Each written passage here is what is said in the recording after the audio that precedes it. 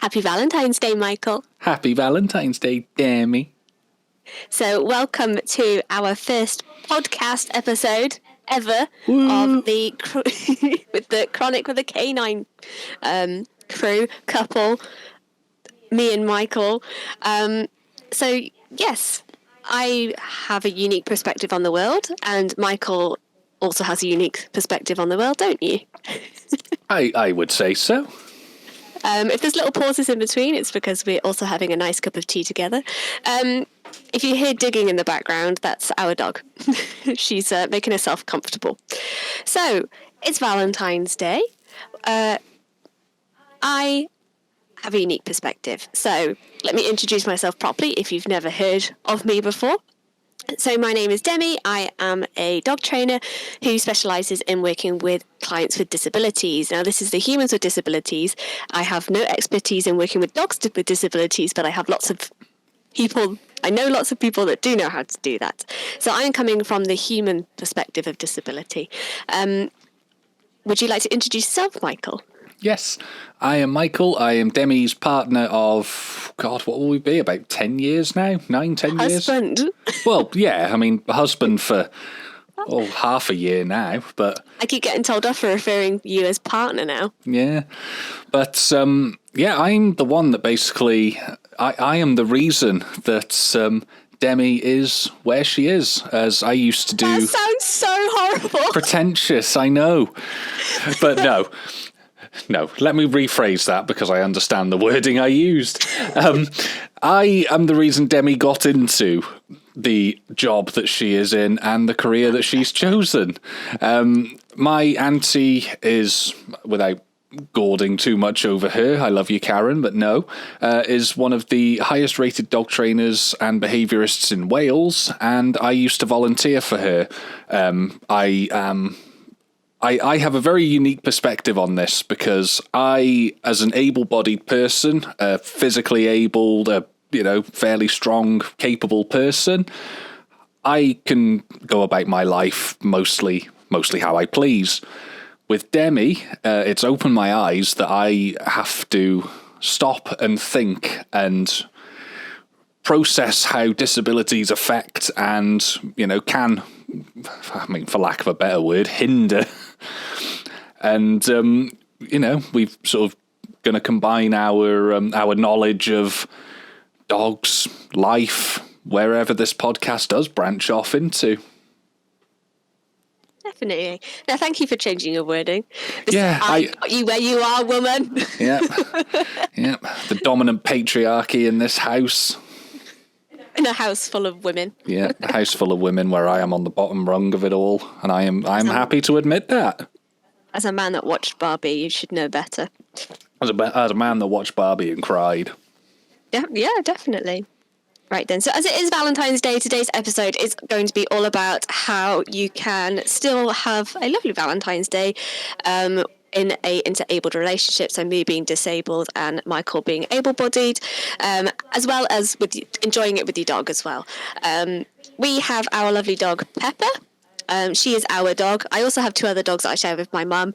I will mention them in the podcast maybe one day, but this is our little family unit, the three of us. I don't think the cat would want to come on dates with us unless it was a date at home. She does not want to go out and about, so it'll just be me, Michael, and our Cocker Spaniel, Pepper, is what we'll be referring to today. So Michael and I aren't really a couple that goes out to celebrate Valentine's Day. I think our first Valentine's Day, we definitely went out and celebrated.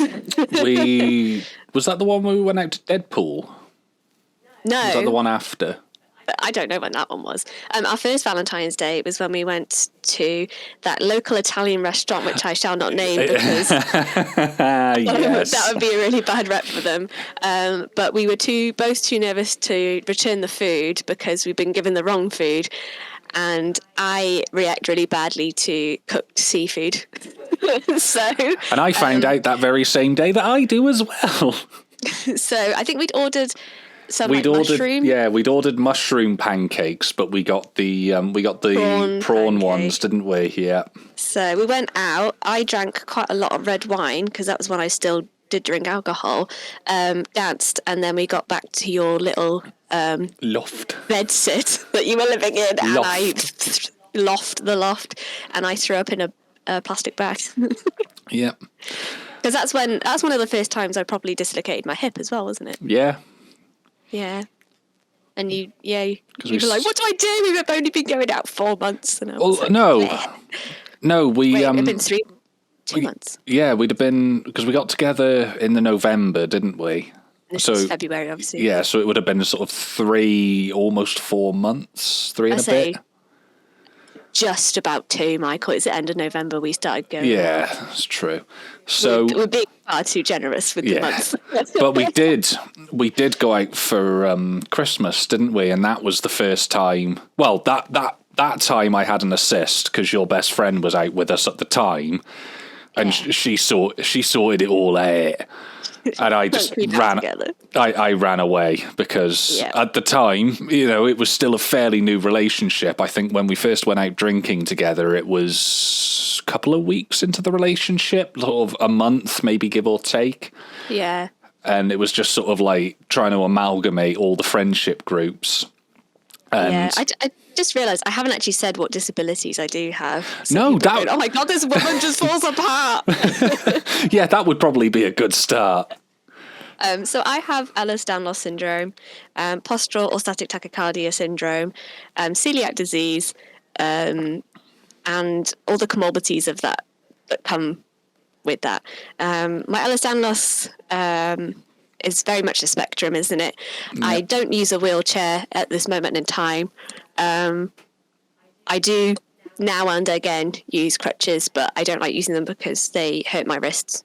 And I refuse to buy a pair of crutches that actually suit me. I don't want to. Fight the power. But that's just a me issue.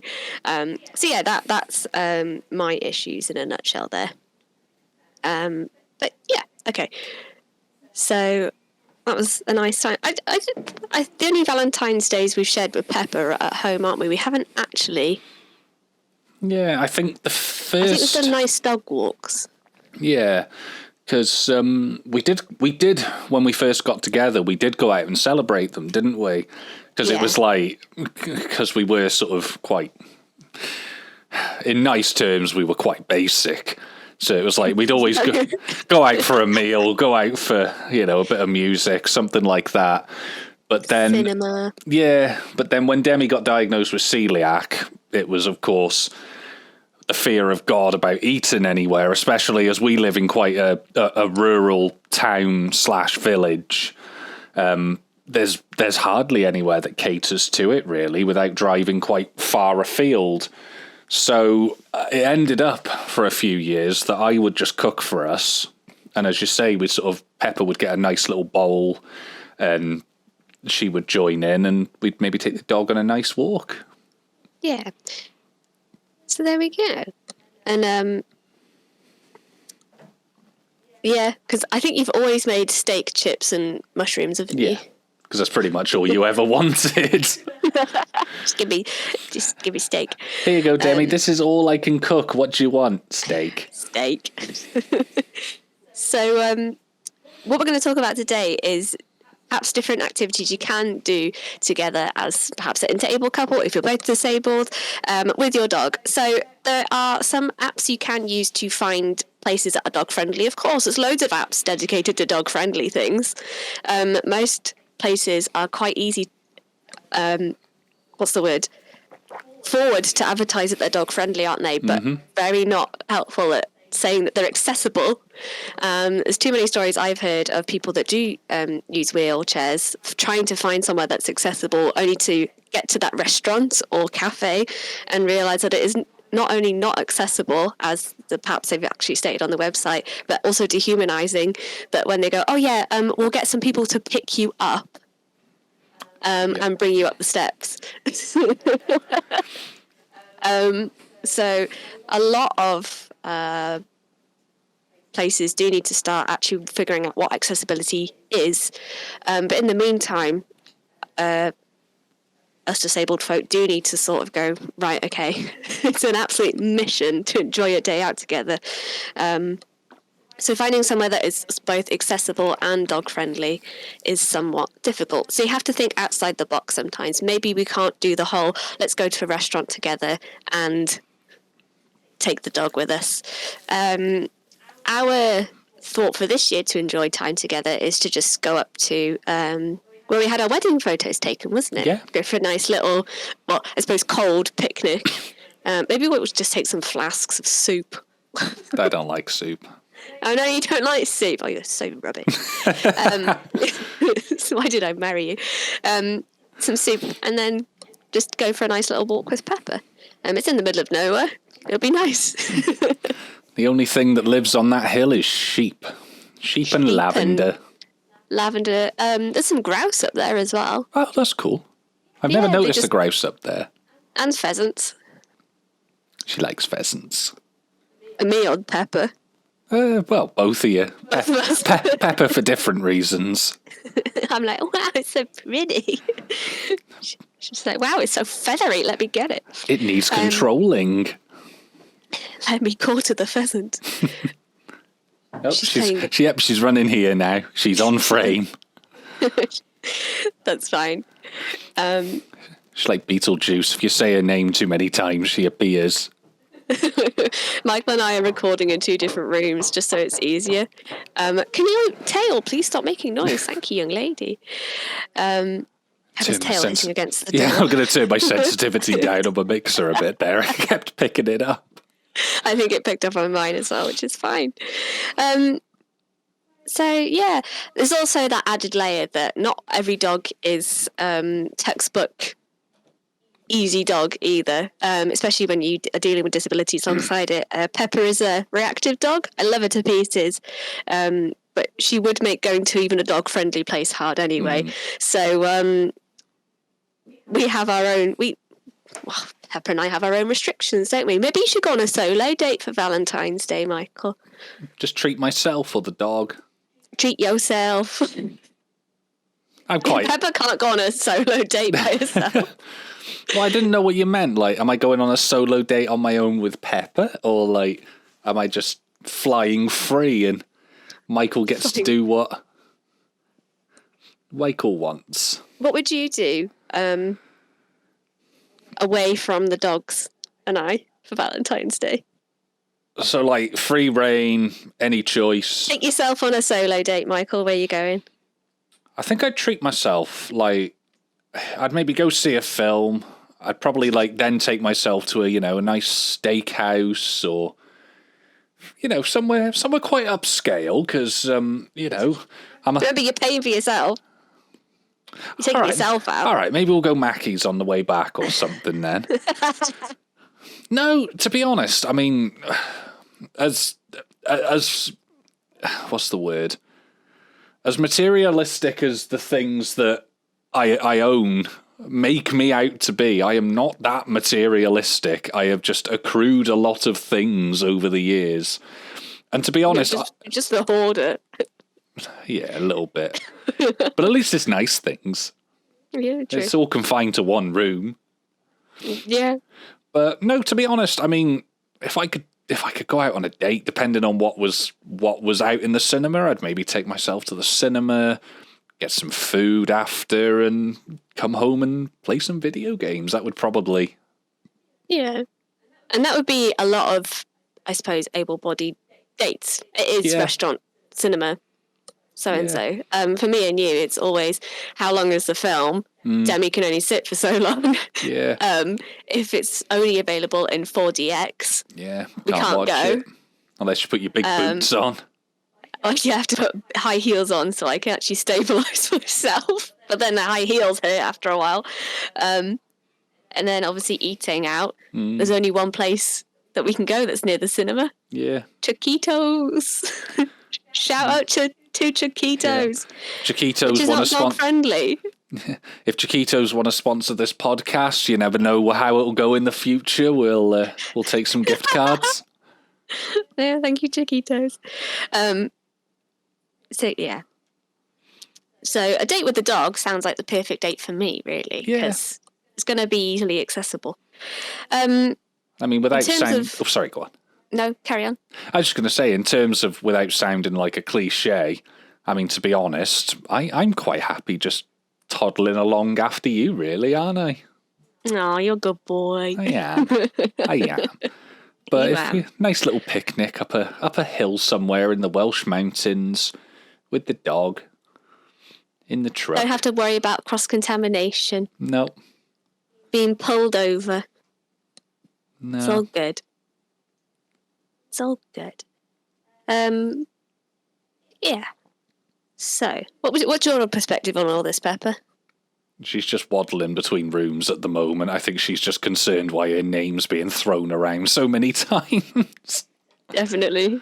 She's just staring at me like I have no concept of what's happening. So, in terms of dog training specifically for Valentine's Day, there are a few things that we do need to think about.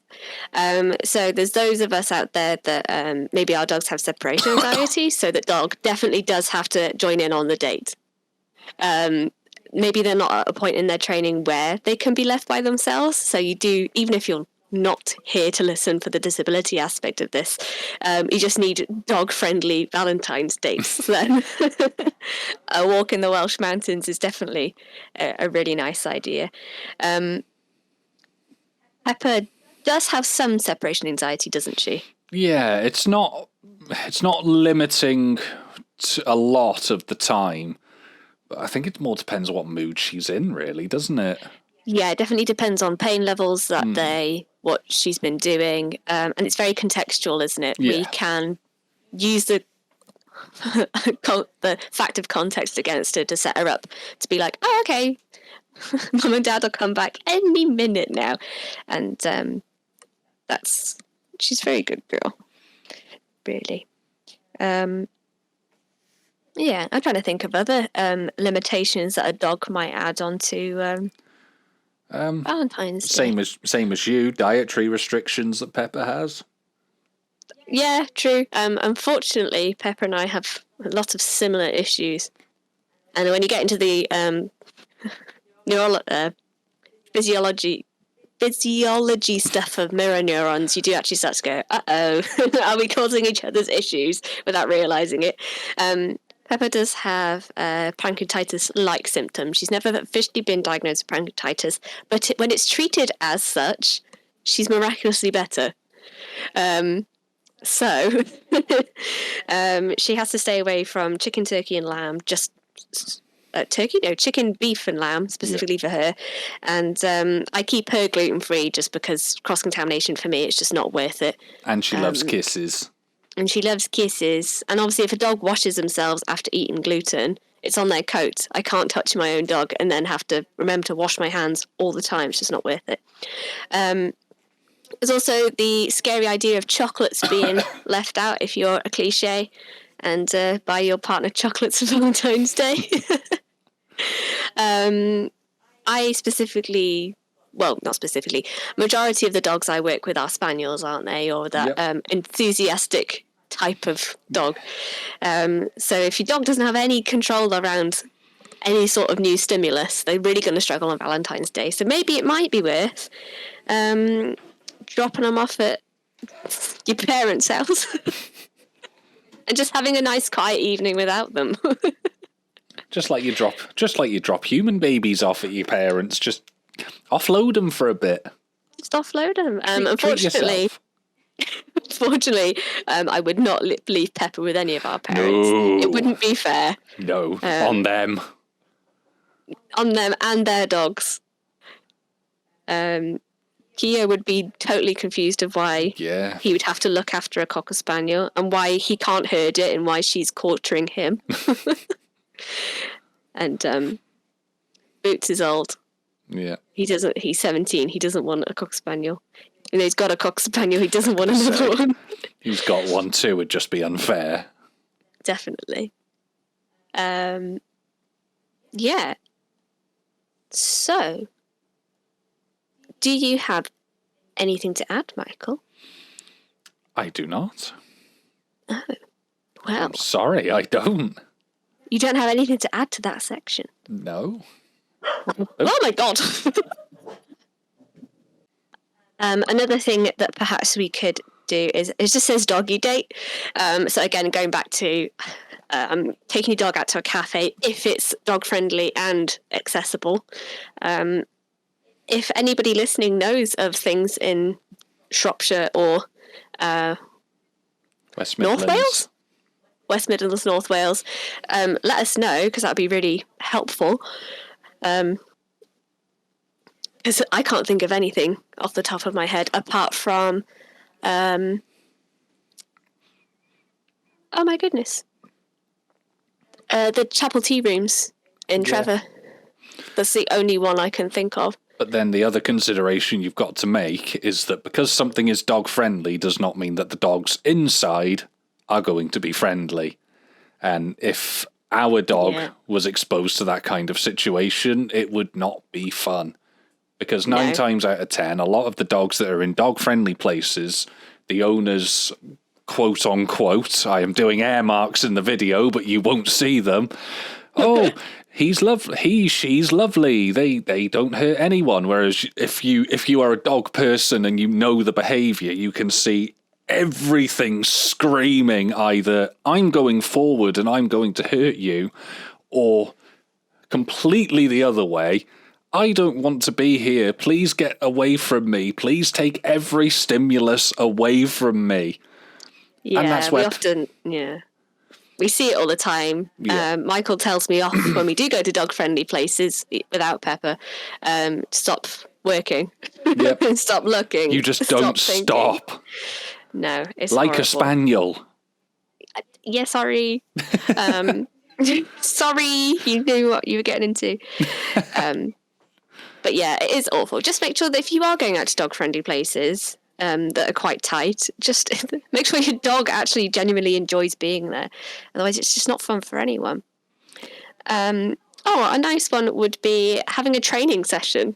Yeah. We have very different schedules. You work a full-time job. I'm self-employed, but I work around when you're home, which is not on purpose.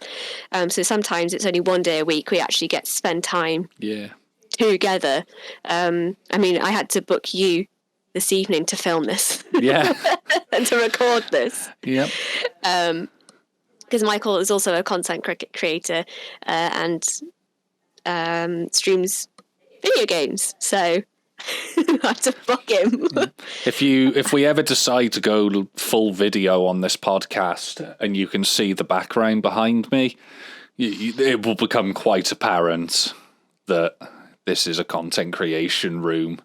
And you're an absolute nerd. And that too. The next thing we could talk about is you could sit down together and create handmade toys for the dog. I mean, maybe if you're not our dog, which all you'd have to do is give her a cardboard box and she'd be so happy. We gave her a roll of sellotape before we started filming this. She was dead chuffed. She was wearing it. She had it in her mouth, and the curve, one of the curves of it was covering her eyes. She was walking around like Cyclops from X-Men, and she was so happy with herself. Now, I'm going to be really annoying now. You said one of the curves. It's a circle. It's a circle. It's all one curve. I know as I said it. I was hoping you wouldn't pick up on it. Nah, any chance to bully you. You could have a Valentine's Day photo shoot together. Oh, that'd be sweet. As a nice little family photo shoot. That could be some fun. I'd like to do that, actually. Yeah, that would be nice. You helped me and Pepper with our Halloween photo shoot for our newsletter. Yeah, I did. On the photo, she looks absolutely petrified, but it's the fact that you're holding a rabbit's ear to get her to look into the camera, and she's just working really hard for the idea of a rabbit's ear. A rabbit ear to Pepper is the equivalent of me cooking a 30-day aged steak, seared to perfection with triple cooked homemade chips and the creamiest peppercorn sauce. That is Pepper's equivalent to a rabbit ear. The highest of highest values. That's just me in a 30-pack of cream eggs. Well, yeah. Your 52-pack that you get every Easter from my mum. Yep. Cane it all in about a week and a half. Go out and buy another box. Oh, you could have a cozy movie night all as a little family together. That is a lovely idea. Not one for us, though, sadly. Hey, she's much better. She's good on Christmas Day. She was. That's true, actually. Got photographic evidence. Although the problem is depending on what movie you decide to watch with Pepper. Well, if it's going to be a thriller or a horror movie, and I go, then no, she's going to keep indicating that my heart rate's going mad. We basically have like a heart rate detection dog that's never been trained in it, but when Demi was diagnosed with POTS and, we sort of kept on top of it, every time we do get a trigger for it and Demi's heart rate elevates, Pepper is very quick to tell her, and never been trained in it. I'd love to know where that came from. I'd probably put that as the mirroring you mentioned before. Yeah, the mirror neurons, her knowing that just something's wrong. Something's wrong. That's not what Mum does. Mum's heart rate is not to go that high. Why is her blood pressure non-existent?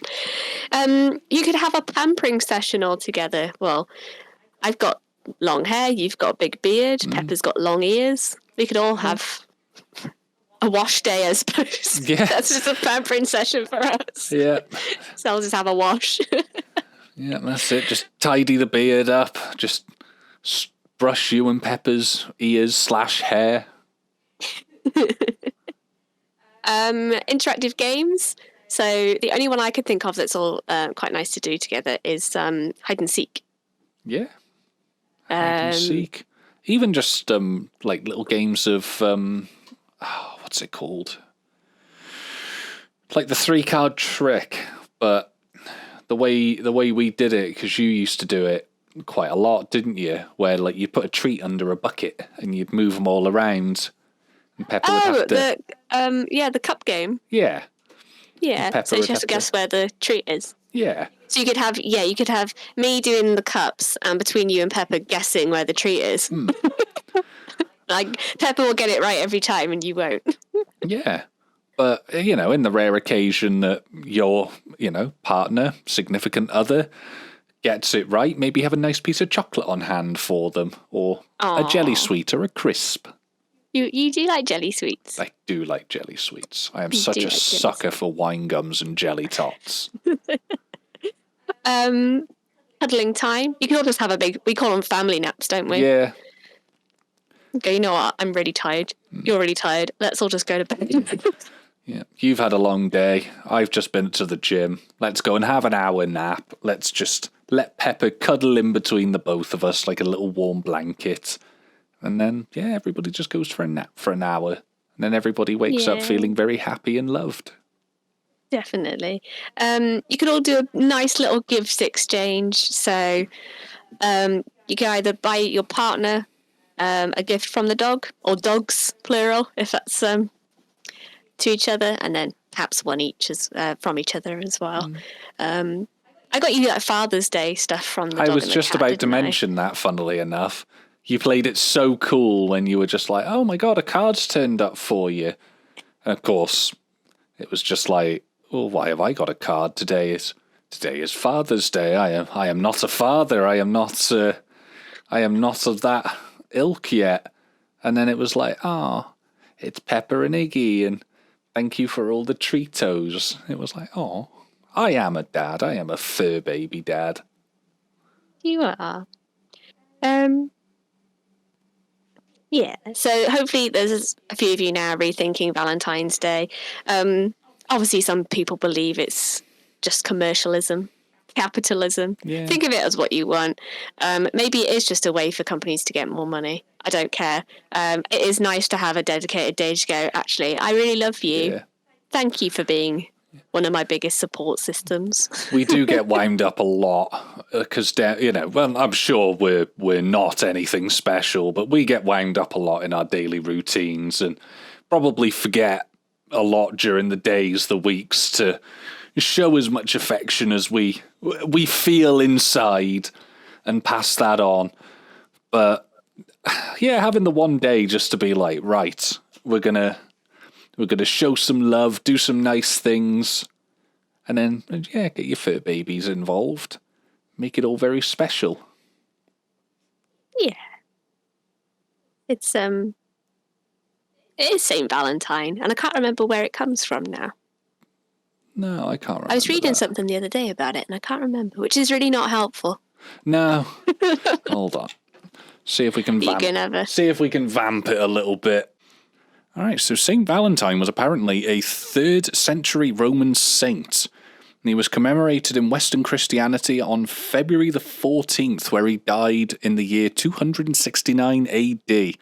And yeah, for whatever reason, I'm only looking at a very, very brief synopsis here. But yeah, his saint's day has just been associated with courtly love. And he was also the patron saint of tourney, whatever that is, epilepsy and beekeepers. I love that beekeeping and epilepsy have something to do with each other. They have found a way to be woven together through St. Valentine. If that's for any of our viewers or listeners that have got epilepsy, take up beekeeping. The patron saint of Valentine says so. Yeah. Be shining down upon you. Oh, that's really tickled me. My brother has epilepsy, so that's just really funny to the idea of him beekeeping. Oh no. He'd be so crap. Sam, you need to go and smoke the bees out. Oh, what? I was distracted. I had my headphones on. Sam, they've been stinging you. Oh yeah, they have as well. Oh no. Oh dear. Bless him. Okie dokie. So I hope you all have a lovely Valentine's Day. Thank you for listening, and I hope you've enjoyed. If you'd like to write into us about any issues you're facing as a dog owner with a disability, or a chronic illness, or a temporary illness. There are lots of clients that I've had that have come to me because they've just had surgery and it's not going to affect them for the rest of their lives, but they need to adapt in the meantime.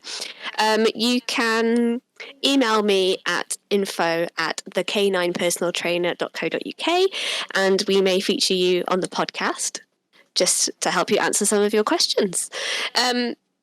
So, Michael, do you have any last words before? No, just thank you for listening. Thank you for showing interest in the very first episode. And yeah, Chiquitos, just remember, if you want to get in early before it blows up, we'll take some gift cards for Valentine's Day, please. Yeah, I really like your the sea bass. So if I could have that would be great. She does every time. It's all she orders. Sea bass. Right then. So thank you for listening, and we'll be back with you in 2 weeks' time. Thank you very much. You. Goodbye. Bye-bye.